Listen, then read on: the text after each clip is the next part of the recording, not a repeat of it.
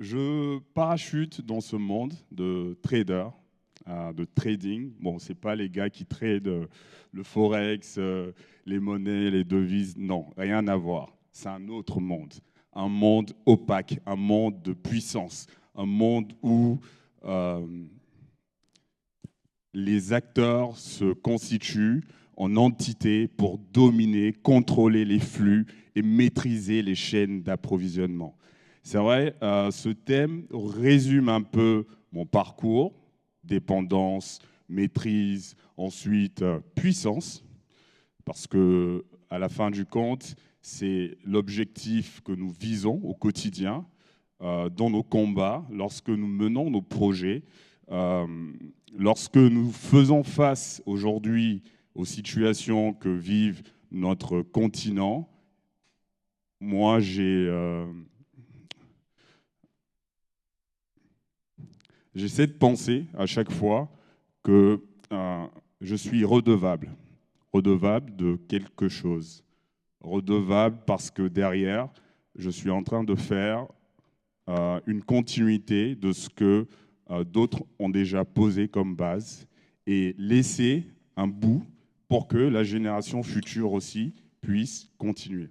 Alors tous les jours, nous sommes dans les ports, nous sommes à la douane, nous sommes dans les marchés et c'est pas facile. C'est pas facile, surtout lorsque vous passez quelques années en dehors, vous avez la chance de partir étudier, de travailler avec les meilleurs au monde, d'être dans des industries qui consomment l'acier. Bientôt, la Guinée va en produire. Nous sommes un pays de bauxite, mais peu connaissent l'envers du décor de la bauxite, parce que la bauxite, c'est le monde des matières premières. Entre le prix de la bauxite qui coûte 42 $ et le produit dérivé, l'alumine et toutes les industries qui s'en en procurent, il y a un écart. Il y a une valeur ajoutée qui se perd en cours de route. Et on a fait un constat, enfin, j'ai fait un constat simple, c'est que tout ce que nous consommons aujourd'hui, pour la plupart, viennent d'ailleurs. C'est évident, ça se voit, on le vit dans nos assiettes, dans le réservoir de nos voitures, dans nos maisons qu'on construit, dans nos usines, etc. Nous importons. Or, ces produits qui sont présents, qui sont tant présents dans notre quotidien, ne sont pas au final si complexes. Pourquoi on n'arrive pas à finalement produire ce qu'on consomme? Pourquoi on n'arrive pas à maîtriser des technologies à l'image de l'Asie aujourd'hui? Et lorsque nous prenons, il y a quelques années, quelques décennies même en avant, l'Asie était un continent très pauvre, mais aujourd'hui, l'Asie est incontournable. L'Asie est au centre des puissances.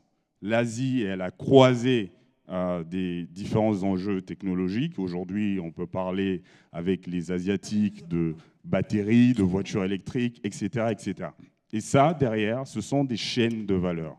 Alors, comment se fait-il que, jusqu'à aujourd'hui, l'Afrique, le continent pour lequel nous nous battons tous, nous en sommes encore à ce stade, à ce niveau? Eh bien, c'est simple.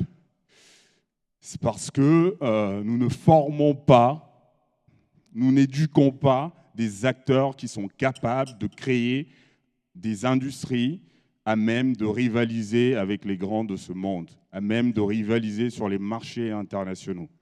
Et dans la puissance, il y a le savoir, la maîtrise de la connaissance. Ce que nous maîtrisons, ce que nous possédons, nous amène vers la puissance. Si nous omettons certains paramètres, certains points, il est difficile pour nous de construire quelque chose qui nous ressemble, de compétir sur les marchés internationaux. Je vais vous prendre un exemple en tant que trader. Vous voyez juste à côté la Côte d'Ivoire. La Côte d'Ivoire est un grand producteur de matières premières agricoles, notamment le cacao, le cajou et d'autres produits. Mais Lorsqu'on parle de ce domaine, c'est généralement le cacao qui nous vient en tête, c'est le cajou. Alors, le cacao aujourd'hui, au niveau de la Côte d'Ivoire, c'est 1,8 million de tonnes, c'est 40% du marché mondial. Et au final, ça se négocie, la plupart de cette richesse est dans d'autres places financières, à savoir la Suisse. Ça se négocie en dehors de nos marchés. Nous exportons, mais nous n'élaborons pas les standards de nos produits. On nous impose parce qu'on dépend des décisions des autres. On dépend de ce qu'eux, ils acceptent de valider comme étant la norme. Il n'y a pas aujourd'hui pour le cacao, cette matière première tant prisée, utilisée pas que pour le chocolat qu'on connaît, parce qu'on le réimporte, d'accord? Or, nous avons la matière première ici. Le chocolat est utilisé dans l'industrie pharmaceutique, utilisé dans l'industrie cosmétique, utilisé dans l'industrie alimentaire. Vous savez, sur les marchés, vous parlez de coco butter, etc. Cette crème-là, c'est une crème cosmétique à base de cacao, beurre de cacao. Et donc, au final, au-delà du chocolat, il y a des usines et des chaînes de valeur, des hommes et des femmes qui sont derrière. Nous n'avons pas ces places boursières fortes aujourd'hui à même de pouvoir réglementer le marché. Et ça nous pénalise parce que c'est une richesse qui nous échappe. On peut voir le problème sous deux aspects, d'accord? Nous avons décidé d'attaquer le problème sous le premier aspect, c'est-à-dire se concentrer sur la valeur commerciale. C'est ce qui a motivé notre envie, parce qu'on a vu qu'il y a peu d'Africains, peu d'entreprises africaines qui sont présentes sur ces marchés. Alors, c'est ce qui a motivé notre envie de créer une société qui va nourrir 8 milliards de bouches sur Terre. Ça a été notre mission, ça l'est toujours. Et donc, nourrir 8 milliards de bouches sur Terre, ça implique beaucoup de choses. C'est des responsabilités, c'est un engagement au quotidien, c'est une bataille. Et dans cette mission de nourrir 8 milliards de bouches sur Terre, notre volonté, via ce projet d'entreprise, est simple. Dans un premier temps, créer de la valeur commerciale, s'attaquer à la valeur commerciale. Non pas la valeur ajoutée, parce qu'aujourd'hui, il faut le constater, un peu partout en Afrique, on dit oui, il faut construire des usines, il faut du made in Guinée, du made in Africa, etc. C'est bien. Mais si on ne maîtrise pas nos chaînes d'approvisionnement, avoir une usine, ça ne sert strictement à rien, absolument. Parce que celui qui maîtrise les flux et contrôle les routes commerciales et logistiques a le dernier mot, il domine. La puissance respecte la puissance. La puissance ne respecte pas la dépendance. Ça, c'est une réalité à laquelle on fait face. Et donc, on s'attaque à la valeur commerciale. Ça veut dire quoi? On ne crée pas forcément de valeur ajoutée. Par contre, on va être présent sur la chaîne de valeur en tant qu'entreprise africaine pour répondre à nos besoins du quotidien. Je travaille avec des amis libanais, indiens, chinois, etc. Je n'ai rien contre. Si on n'occupe pas notre espace, alors ils le feront à notre place. Je vous prends un deuxième exemple de valeur commerciale. Nous sommes dans un pays qui consomme matin le riz, midi le riz, le soir le riz. C'est en Guinée. D'accord?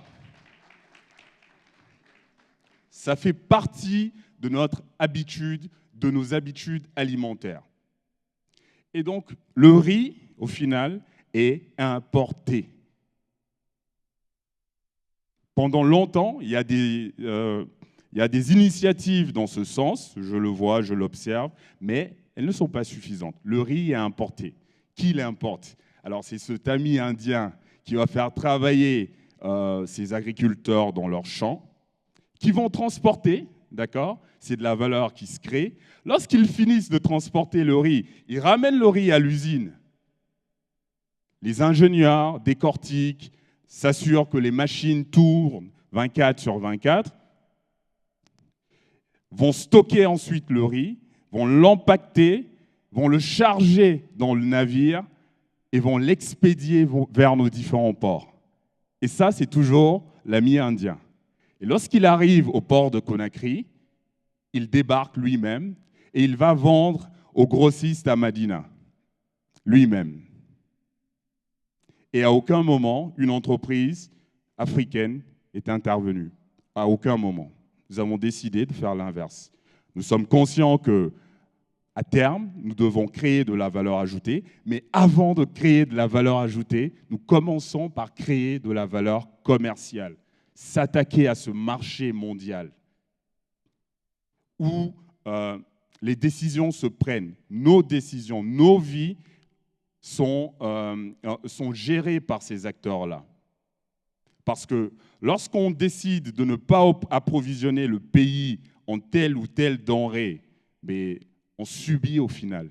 Nous sommes impuissants.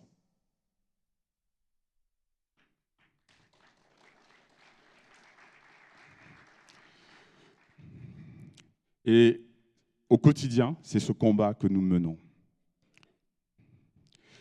Je vais vous prendre un exemple simple. Est-ce que vous avez remarqué qu'aujourd'hui, il est difficile de trouver du sucre dans nos boutiques? Vous l'avez remarqué, oui, non? Oui, quelques-uns?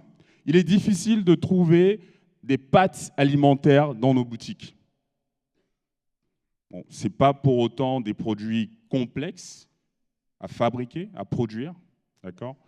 Le sucre est tellement consommé. En ce moment, tous les Aladji de Madina se frottent les mains. Ils sont en train de préparer le ramadan. C'est maintenant là qu'on décide. C'est là. C'est maintenant qu'on passe les commandes, qu'on sécurise, qu'on bloque les volumes que nous allons allouer dans nos différentes localités, dans nos différents ports. C'est maintenant que ça se passe. Et donc cette pénurie, encore une fois, moi je dis toujours qu'on n'a pas suffisamment d'entreprises africaines de la taille de ces quatre acteurs. Retenez bien ces noms. ADM, c'est un levier, un bras économique pour les États-Unis. ADM. Cargill, une entreprise américaine. Dreyfus, une entreprise française. Et ensuite, Bunge, des Américains. À 4 seulement, ils pèsent plus lourd que le budget de certains États en Afrique de l'Ouest. Notre projet d'entreprise, dans les prochaines années, c'est de pouvoir rivaliser avec ces acteurs du marché qui dominent nos différents flux. Ces acteurs sont puissants par leur capacité à contrôler ce que nous consommons, à contrôler nos vies par la nourriture, par le transport, par différents domaines. Et donc, ces entreprises-là, comme je le disais, restent des bras économiques de souveraineté pour les différents pays dont ils proviennent. Nous avons tendance à consommer pas mal de tapalapa le matin lorsqu'on va à la boutique, etc. Ou au retour du boulot, on fait un crochet à la pâtisserie très chic qu'on aime fréquenter au bord de la route avant de rentrer pour amener du pain. Bon, le pain, c'est une chaîne de valeur. Avant de produire le pain, vous n'avez pas idée des jeux d'influence, de pouvoir qui se font. Nous avons ici en Guinée-Conakry quelques minoteries principales. Je pense qu'il y en a 3 ou 4 que vous devez connaître. Je ne cite pas de nom. Pour approvisionner ces minoteries, donc ces entités, ces usines industrielles chargées de produire de la farine, il faut absolument faire entrer du blé. Et ce blé-là, souvenez-vous, à un moment donné, nous avons eu des tensions sur le marché international entre la Russie et l'Ukraine. Les Russes ont ouvert un corridor qu'ils ont maintenu, qu'ils contrôlent, et sans leur corridor, il est difficile de sortir du blé. Le blé russe, le blé ukrainien, chacun menait un peu son jeu de pouvoir. Et ce blé-là, au final, c'est un circuit. Lorsqu'il ne rentre pas dans nos usines, c'est la grève. Hein. Tout le monde sort. Les minuteries ne peuvent pas tenir. C'est pareil pour le carburant. Ce carburant que nous aimons tant, d'accord, parce qu'on a toujours envie que nos réservoirs soient pleins, qu'on ne manque pas d'essence, qu'on ne s'arrête pas en cours de route. On a même peur lorsqu'on dit il n'y a pas de carburant, il n'y a pas d'essence dans le pays. C'est chaud. Et derrière cette chaîne de valeur, c'est des raffineries en Arabie Saoudite, dans les pays de l'OPEP, qui, à partir de notre production brute, transforment et revendent. Mais ce n'est pas que l'essence ni le gasoil, c'est différents dérivés qui sont issus du brut, du pétrole. C'est des dérivés chimiques qu'on peut retrouver dans l'industrie chimique. Et toutes ces chaînes de valeur, aujourd'hui, créent de la richesse. Parce qu'en réalité, ce ne sont pas nos matières premières, ce ne sont ni nos ressources qui créent de la richesse. C'est nos chaînes de valeur qui créent les ressources. Et donc, c'est ce que nous avons compris et c'est ce qui a motivé notre combat, ce projet d'entreprise de nourrir 8 milliards de bouches pour accompagner les importateurs et les exportateurs, pour être présents sur les marchés où nos amis libanais, chinois, indiens règnent. Nous avons le droit d'y être. Et donc nous sommes en guerre, une guerre perpétuelle. Tant que nous ne devenons pas puissants, que nous ne possédons pas nous-mêmes, alors la guerre ne sera pas terminée. Merci, c'était Folie Doulou. Merci.